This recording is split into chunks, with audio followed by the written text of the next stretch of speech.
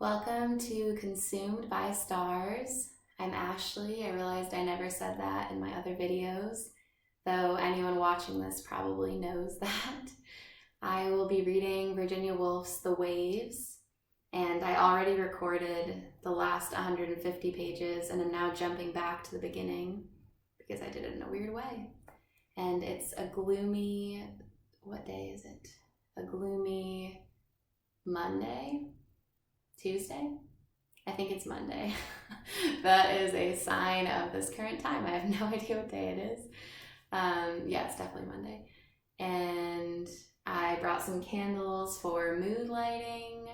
Our scents of the evening are pumpkin, vanilla, nutmeg, and cinnamon. So very fall. And that is my favorite season. So just get in a nice cozy mood. Maybe close your eyes and listen to the beginning of The Waves. And we'll just jump right in. The sun had not yet risen. The sea was indistinguishable from the sky, except that the sea was slightly creased as if a cloth had wrinkles in it.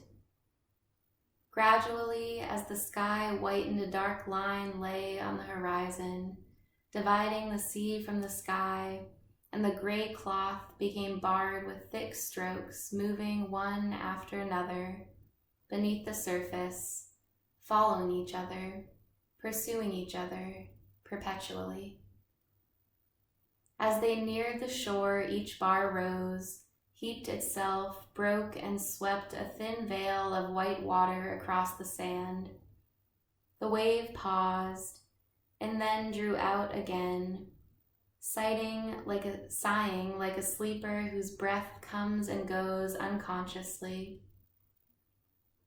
Gradually, the dark bar on the horizon became clear, as if the sediment in an old wine bottle had sunk and left the glass green. Behind it, too, the sky cleared as if the white sediment there had sunk, or as if the arm of a woman couched beneath the horizon had raised a lamp, and flat bars of white, green, and yellow spread across the sky like the blades of a fan.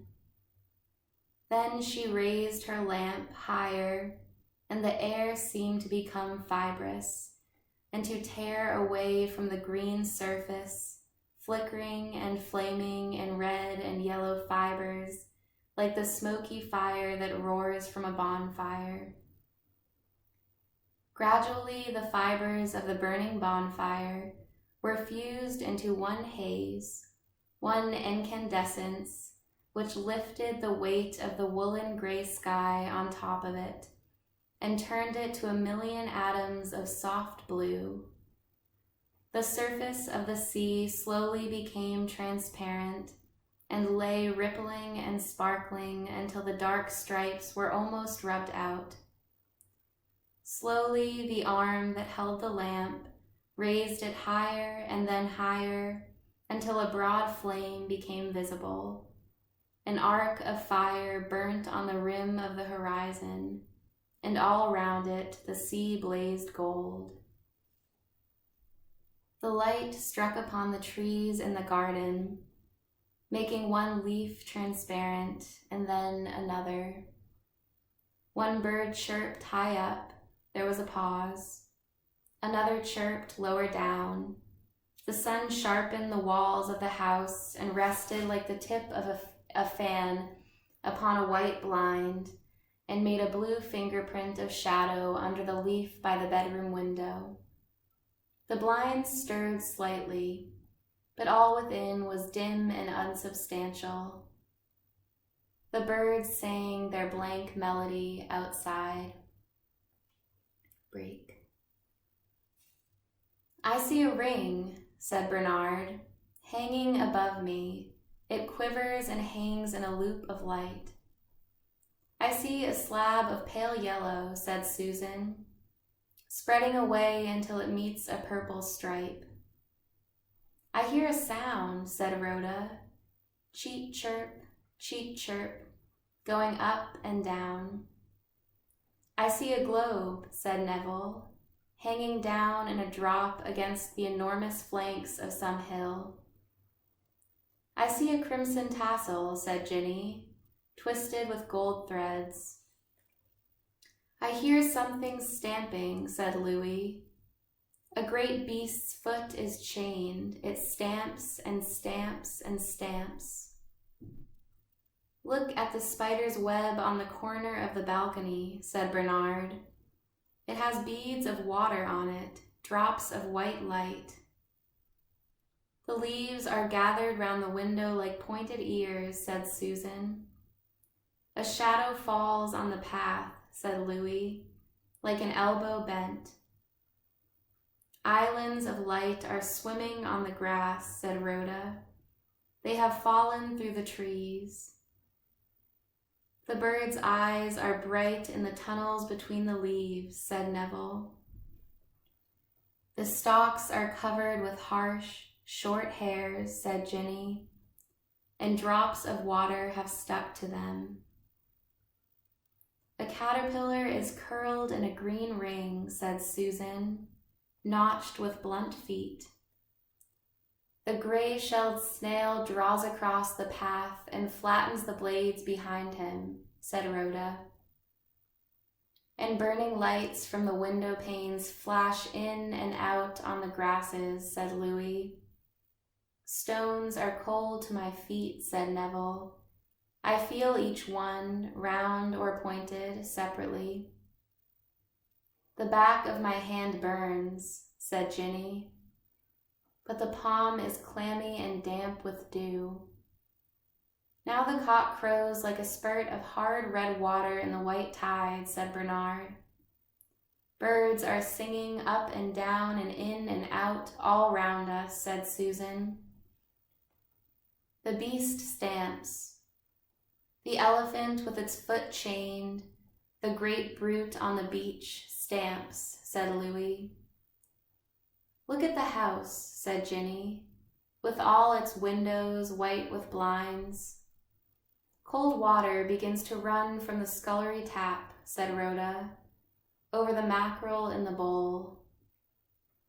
The walls are cracked with gold cracks, said Bernard, and there are blue finger-shaped shadows of leaves behind the windows. Now Mrs. Constable pulls up her thick black stocking, said Susan. When the smoke rises, sleep curls off the roof like a mist, said Louis. The birds sang in chorus first, said Rhoda. Now the scullery door is unbarred. Off they fly like a fling of seed. But one sings by the bedroom window alone. Bubbles form on the floor of the saucepan, said Ginny. Then they rise quicker and quicker in a silver chain to the top.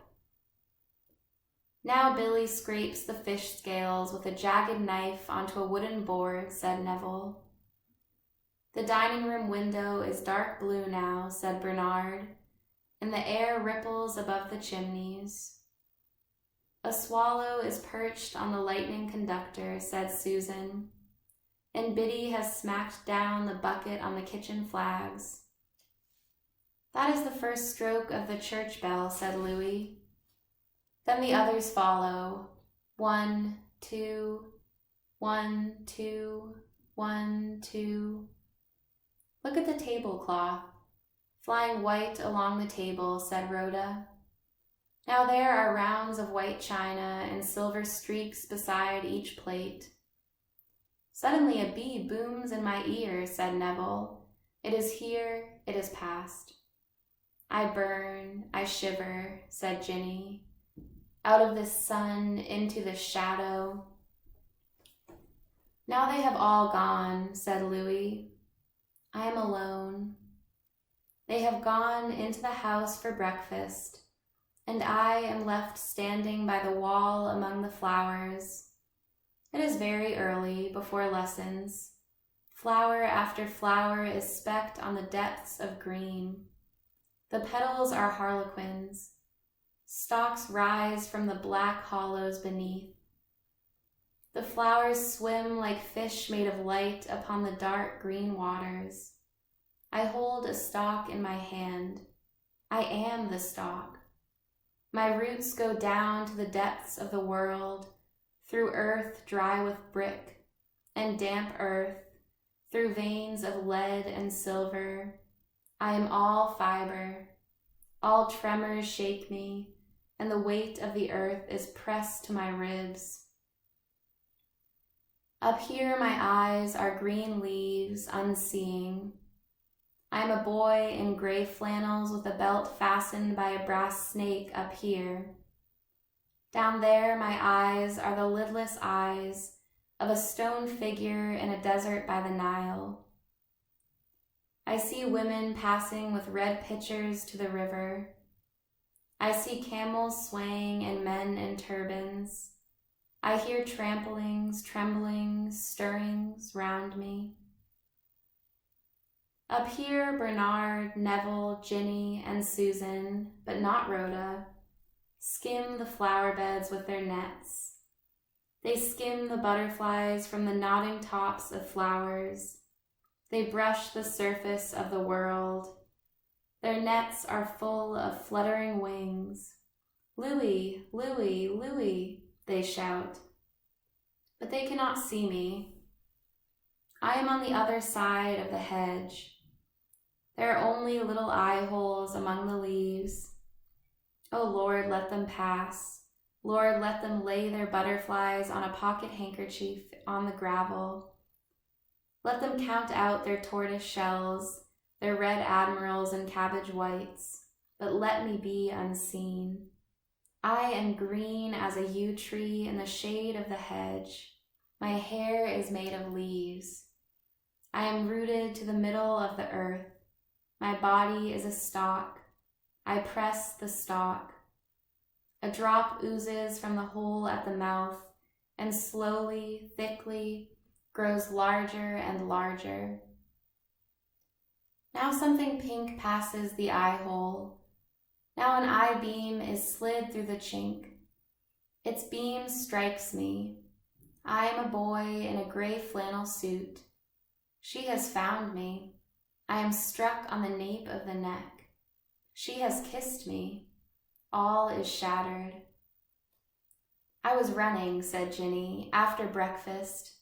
I saw leaves moving in a hole in the hedge. I thought, that is a bird in a nest. I parted them and looked, but there was no bird on a nest. The leaves went on moving. I was frightened. I ran past Susan, past Rhoda and Neville and Bernard in the tool house talking. I cried as I ran, faster and faster. What moved the leaves? What moves my heart, my legs? And I dashed in here, seeing you green as a bush, like a branch, very still, Louis, with your eyes fixed. Is he dead? I thought, and kissed you, with my heart jumping under my pink frock like the leaves which go on moving, though there is nothing to move them. Now I smell geraniums. I smell earth mold. I dance, I ripple. I am thrown over you like a net of light. I lie quivering, flung over you. Through the chink in the hedge, said Susan. I saw her kiss him. I raised my head from my flower pot and looked through a chink in the hedge. I saw her kiss him. I saw them, Ginny and Louis, kissing. Now I will wrap my agony inside my pocket handkerchief. It shall be screwed tight into a ball. I will go to the beech wood alone before lessons. I will not sit at a table doing sums. I will not sit next to Ginny and next to Louis. I will take my anguish and lay it upon the roots under the beech trees. I will examine it and take it between my fingers. They will not find me. I shall eat nuts and peer for eggs through the brambles, and my hair will be matted, and I shall sleep under hedges and drink water from ditches and die there. Susan has passed us, said Bernard. She has passed the tool house door with her handkerchief screwed into a ball. She was not crying, but her eyes, which are so beautiful, were narrow as cats before they spring. I shall follow her, Neville. I shall go gently behind her, to be at hand with my curiosity, to comfort her when she bursts out in a rage and thinks I am alone. Now she walks across the field with a swing, nonchalantly, to deceive us. Then she comes to the dip. She thinks she is unseen. She begins to run with her fists clenched in front of her. Her nails meet in the ball of her pocket handkerchief. She is making for the beech woods out of the light. She spreads her arms as she comes to them and takes to the shade like a swimmer. But she is blind after the light, and trips and flings herself down onto the roots under the trees, where the light seems to pant in and out, in and out. The branches heave up and down. There is agitation and trouble here. There is gloom. The light is fitful. There is anguish here. The roots make a skeleton on the ground, with dead leaves heaped in the angles. Susan has spread her anguish out. Her pocket handkerchief is laid on the roots of the beech trees, and she sobs, sitting crumpled where she has fallen. I saw her kiss him, said Susan. I looked between the leaves and saw her. She danced in flecked with diamonds light as dust. And I am squat, Bernard. I am short. I have eyes that look close to the ground and see insects in the grass. The yellow warmth in my side turned to stone when I saw Ginny kiss Louis. I shall eat grass and die in a ditch in the brown water where the dead leaves have rotted. I saw you go, said Bernard. As you passed the door of the tool house, I heard you cry, I am unhappy. I put down my knife.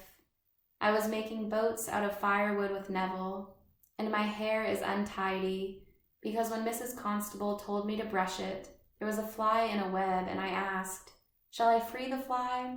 Shall I let the fly be eaten? So I am late always. My hair is unbrushed, and these chips of wood stick in it. When I heard you cry, I followed you, and saw you put down your handkerchief, screwed up with its rage, with its hate, knotted in it. But soon that will cease. Our bodies are close now. You hear me breathe. You see the beetle, too, carrying off a leaf on its back. It runs this way, then that way, so that even your desire while you watch the beetle to possess one single thing, it is Louis now, must waver. Like the light in and out of the beech leaves, and then words, moving darkly in the depths of your mind, will break up this knot of hardness, screwed in your pocket handkerchief. I love, said Susan, and I hate. I desire one thing only. My eyes are hard. Ginny's eyes break into 1,000 lights. Rhoda's are like those pale flowers to which moths come in the evening. Yours grow full and brim and never break. But I am already set on my pursuit. I see insects in the grass. Though my mother still knits white socks for me and hems pinafores, and I am a child, I love and I hate. But when we sit together close, said Bernard, we melt into each other with phrases. We are edged with mist. We make an unsubstantial territory. I see the beetle, said Susan. It is black. I see it is green. I am tied down with single words, but you wander off. You slip away. You rise up higher with words and phrases. Now, said Bernard, Let us explore. There is the White House lying among the trees. It lies down there ever so far beneath us. We shall sink like swimmers just touching the ground with the tips of their toes. We shall sink through the green air of the leaves, Susan. We sink as we run. The waves close over us. The beech leaves meet above our heads. There is the stable clock with its gilt hand shining. Those are the flats and the heights of roofs of the great house. There is the stable boy, clattering in the yard in rubber boots. That is Elvedon. Now we have fallen through the treetops to the earth. The air no longer rolls its long, unhappy purple waves over us. We touch earth, we tread ground. That is the close-clipped hedge of the ladies' garden. There they walk at noon with scissors, clipping roses. Now we are in the ringed wood with the wall round it. This is Elvedon. I have seen signposts at the crossroads with one arm pointing to Elvedon. No one has been there. The ferns smell very strong, and there are red funguses growing beneath them. Now we wake the sleeping daws who have never seen a human form. Now we tread on rotten oak apples, red with age and slippery. There is a ring of wall around this wood. Nobody comes here. Listen. That is the flop of a giant toad in the undergrowth. That is the patter of some primeval fire cone falling to rot among the ferns. Put your foot on this brick. Look over the wall. That is Elvedon. The lady sits between the two long windows, writing. The gardeners sweep the lawn with giant brooms. We are the first to come here. We are the discoverers of an unknown land. Do not stir. If the gardeners saw us, they would shoot us. We should be nailed like stoats to the stable door. Look, do not move. Grasp the ferns tight on the top of the wall. I see the lady writing. I see the gardeners sweeping, said Susan. If we died here, nobody would bury us. Run, said Bernard. Run. The gardener with the black beard has seen us. We shall be shot. We shall be shot like jays and pinned to the wall. We are in a hostile country. We must escape to the beechwood. We must hide under the trees. I turned a twig as we came. There is a secret path. Bend as low as you can. Follow without looking back. They will think we are foxes. Run. Now we are safe. Now we can stand upright again. Now we can stretch our arms in this high canopy, in this vast wood. I hear nothing. That is only the murmur of the waves in the air. That is a wood pigeon breaking cover and tops of the beech trees. The pigeon beats the air. The pigeon beats the air with wooden wings. Now you trail away, said Susan, making phrases. Now you mount like an airball string, higher and higher through the layers of the leaves, out of reach. Now you lag. Now you tug at my skirts, looking back, making phrases. You have escaped me. Here is the garden. Here is the hedge. Here is Rhoda on the path, rocking petals to and fro in her brown basin. All my ships are white, said Rhoda. I do not want red petals of hollyhocks or geranium. I want white petals that float when I tip the basin up. I have a fleet now, swimming from shore to shore. I will drop a twig in as a raft for a drowning sailor. I will drop a stone in and see bubbles rise from the depths of the sea. Neville has gone and Susan has gone. Ginny is in the kitchen garden, picking currants with Louis, perhaps. I have a short time alone, while Miss Hudson spreads our copybooks on the schoolroom table. I have a short space of freedom. I have picked all the fallen petals and made them swim. I have put raindrops in some. I will plant a lighthouse here ahead of sweet Alice, and I will now rock the brown basin from side to side so that my ships may ride the waves. Some will founder, some will dash themselves against the cliffs. One sails alone. That is my ship. It sails into icy caverns where the sea bear barks and stalactites swing green chains. The waves rise. Their crests curl. Look at the lights on the mastheads. They have scattered, they have foundered, all except my ship, which mounts the wave and sweeps before the gale and reaches the islands where the parrots chatter and the creepers. Where is Bernard? Said Neville. He has my knife.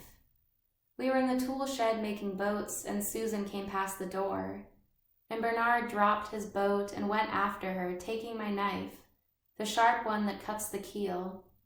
He is like a dangling wire, a broken bell pull, always twangling. He is like the seaweed hung outside the window, damp now, now dry. He leaves me in a lurch. He follows Susan, and if Susan cries, he will take my knife and tell her stories. I hate dangling things. I hate dampish things. I hate wandering and mixing things together. Now the bell rings and we shall be late. Now we must drop our toys. Now we must go in together. The copybooks are laid out side by side on the green baize table. I will not conjugate the verb, said Louis, until Bernard has said it. My father is a banker in Brisbane, and I speak with an Australian accent. I will wait and copy Bernard. He is English. They are all English. Susan's father is a clergyman. Rhoda has no father. Bernard and Neville are the sons of gentlemen. Ginny lives with her grandmother in London. Now they suck their pens, now they twist their copybooks, and, looking sideways at Miss Hudson, count the purple buttons on her bodice. Bernard has a chip in his hair. Susan a red look in her eyes. Both are flushed, but I am pale, I am neat, and my knickerbockers are drawn together by a belt with a brass snake. I know the lesson by heart. I know more than they will ever know. I knew my cases and my genders. I could know everything in the world if I wished, but I do not wish to come to the top and say my lesson. My roots are threaded, like fibers in a flower pot, round and round about the world. I do not wish to come to the top and live in the light of this great clock, yellow-faced, which ticks and ticks. Ginny and Susan, Bernard and Neville bind themselves into a thong with which to lash me. They laugh at my neatness, at my Australian accent. I will now try to imitate Bernard, softly lisping Latin. Those are white words, said Susan, like stones one picks up by the seashore. They flick their tails right and left as I speak them, said Bernard. They wag their tails, they flick their tails, they move through the air in flocks, now this way, now that way, moving all together, now dividing, now coming together. Those are yellow words, those are fiery words, said Ginny. I should like a fiery dress, a yellow dress, a fulvous dress to wear in the evening. Each tense, said Neville, means differently. There is an order in this world. There are distinctions, there are differences in this world, upon whose verge I step, for this is only a beginning. Now Miss Hudson, said Rhoda, has shut the book. Now the terror is beginning. Now taking her lump of chalk, she draws figures, 6, 7, 8, and then a cross, and then a line on the blackboard. What is the answer? The others look, they look with understanding. Louis writes, Susan writes, Neville writes, Ginny writes. Even Bernard has now begun to write. but I cannot write. I see only figures. The others are handing in their answers one by one. Now it is my turn, but I have no answer. The others are allowed to go. They slam the door. Miss Hudson goes. I am left alone to find an answer. The figures mean nothing now. Meaning has gone. The clock ticks. The two hands are convoys, marching through a desert. The black bars on the clock face are green oases. The long hand has marched ahead to find the water. The other painfully stumbles among hot stones in the desert. It will die in the desert. The kitchen door slams. Wild dogs bark far away. Look, the loop of the figure is beginning to fill with time. It holds the world in it. I begin to draw a figure and the world is looped in it, and I myself am outside the loop, which I now join, sew, and seal up and make entire. The world is entire, and I am outside it, crying, "Oh, save me from being blown forever outside the loop of time." "There Rhoda sits, staring at the blackboard," said Louis. "In the schoolroom while we ramble off, picking here a bit of time, pinching here a leaf of southern wood, while Bernard tells a story." Her shoulder blades meet across her back like the wings of a small butterfly. And as she stares at the chalk figures, her mind lodges in those white circles. It steps through those white loops into emptiness alone. They have no meaning for her. She has no answer for them. She has no body as the others have.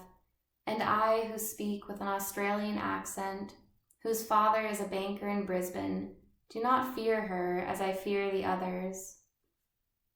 "Let us now crawl," said Bernard, "under the canopy of currant leaves and tell stories. Let us inhabit the underworld. Let us take possession of our secret territory, which is lit by pendant currents like candelabra, shining red on one side, black on the other. Here, Ginny, if we curl up close, we can sit under the canopy of the currant leaves and watch the censers swing. This is our universe." The others pass down the carriage drive. The skirts of Miss Hudson and Miss Curry sweep by like candle extinguishers. Those are Susan's white socks. Those are Louis's neat sand shoes, firmly printing the gravel. Here come warm gusts of decomposing leaves, of rotting vegetation. We are in a swamp now, in a malarial jungle. There is an elephant white with maggots, killed by an arrow shot dead in its eyes. The bright eyes of hopping birds, eagles, vultures are apparent. They take us for fallen trees. They pick at a worm that is a hooded cobra, and leave it with a festering brown scar to be mauled by lions.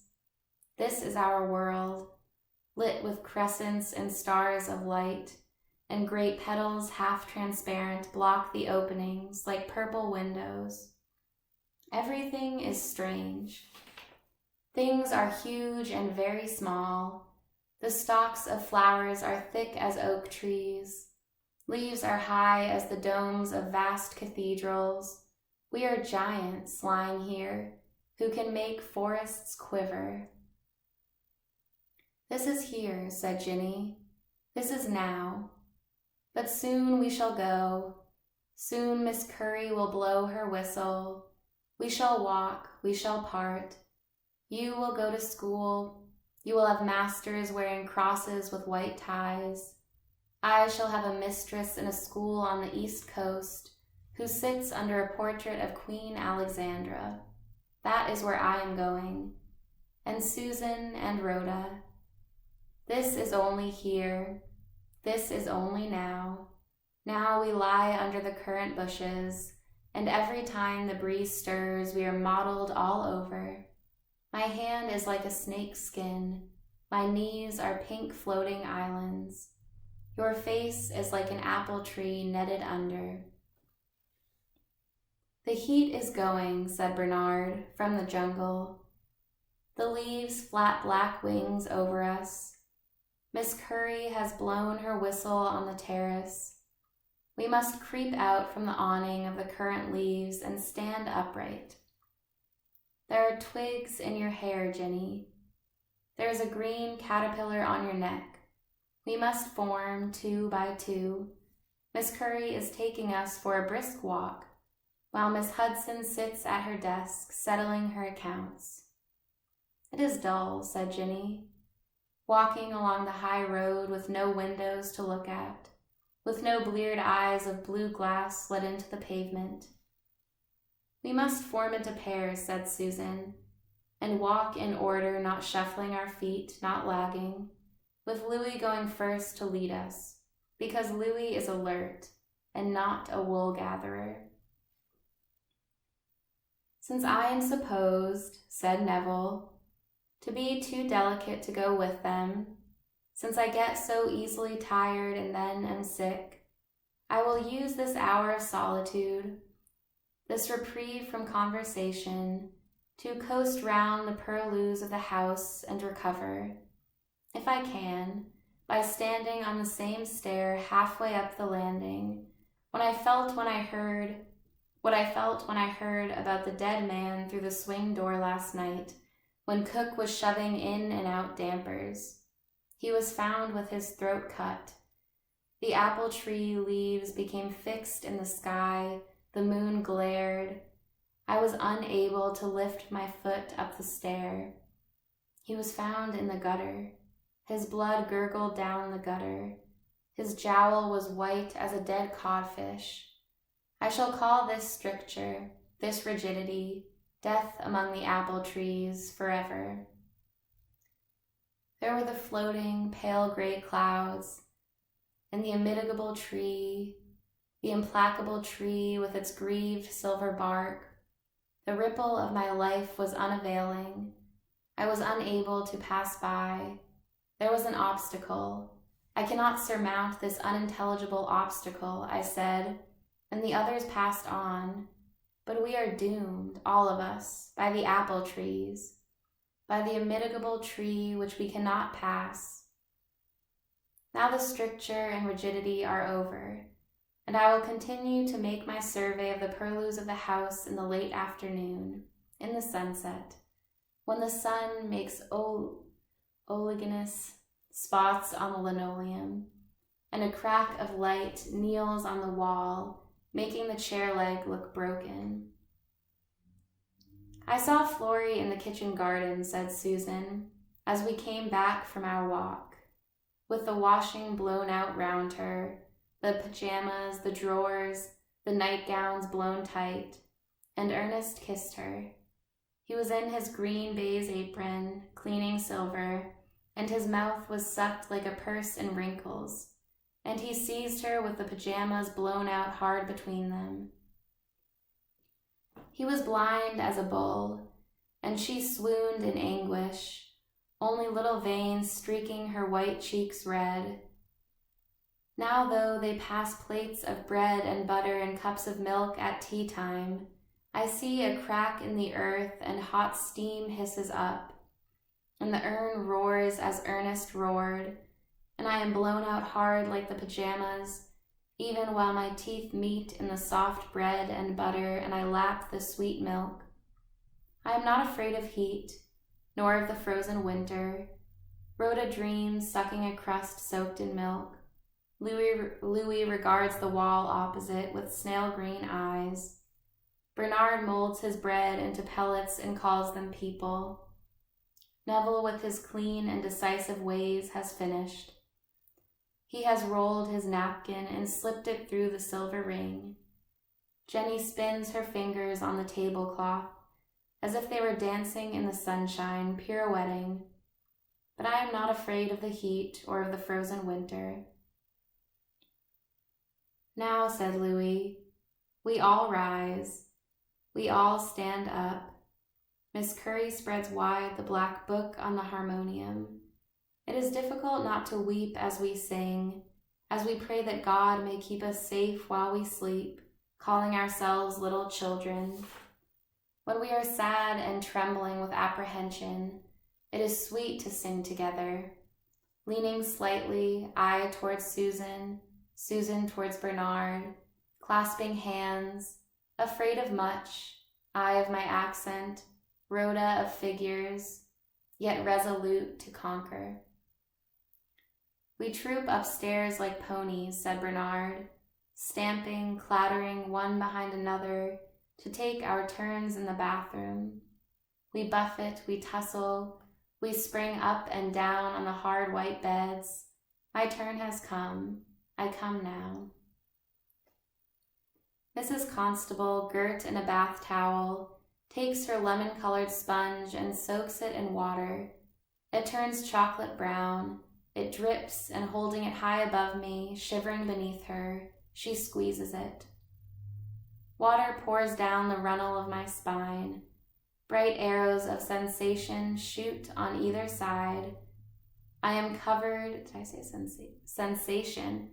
Shoot on either side. I am covered with warm flesh. My dry crannies are wetted. My cold body is warmed. It is sluiced and gleaming. Water descends and sheets me like an eel. Now hot towels envelop me, and their roughness as I rub my back makes my blood purr. Rich and heavy sensations form on the roof of my mind. Down showers the day, the woods and Elvedon, Susan and the pigeon, pouring down the walls of my mind, running together. The day falls copious, resplendent. Now I tie my pajamas loosely round me and lie under this thin sheet afloat in the shallow light, which is like a film of water drawn over my eyes by a wave. I hear through it, far off, far away, faint and far, the chorus beginning, wheels, dogs, men shouting, church bells, the chorus beginning. As I fold up my frock in my chemise, said Rhoda, so I put off my hopeless desire to be Susan, to be Ginny, but I will stretch my toes so that they touch the rail at the end of the bed. I will assure myself, touching the rail, of something hard. Now I cannot sink, cannot altogether fall through the thin sheet now. Now I spread my body on this frail mattress and hang suspended. I am above the earth now. I am no longer upright, to be knocked against and damaged. All is soft and bending. Walls and cupboards whiten and bend their yellow squares, on top of which a pale glass gleams. Out of me now my mind can pour. I can think of my armadas sailing on the high waves. I'm relieved of hard contacts and collisions. I sail on alone under the white cliffs. Oh, but I sink, I fall. That is the corner of the cupboard, that is the nursery looking glass. But they stretch, they elongate. I sink down on the black plumes of sleep. Its thick wings are pressed to my eyes. Traveling through darkness, I see the stretched flower beds, and Mrs. Constable runs from behind the corner of the pampas grass to say my aunt has come to fetch me in a carriage. I mount, I escape. I rise on spring-heeled boots over the treetops. But I am now fallen into the carriage at the hall door, where she sits nodding yellow plumes with eyes like glazed marbles. Oh, to awake from dreaming. Look, there is the chest of drawers. Let me pull myself out of these waters. But they heap themselves on me. They sweep me between their great shoulders. I am turned. I am tumbled. I am stretched among these long lights, these long waves, these endless paths, with people pursuing. And wow, it got dark. that is all we have time for today. I will be reading the next 15 or so pages on the morrow. So have a nice night or morning.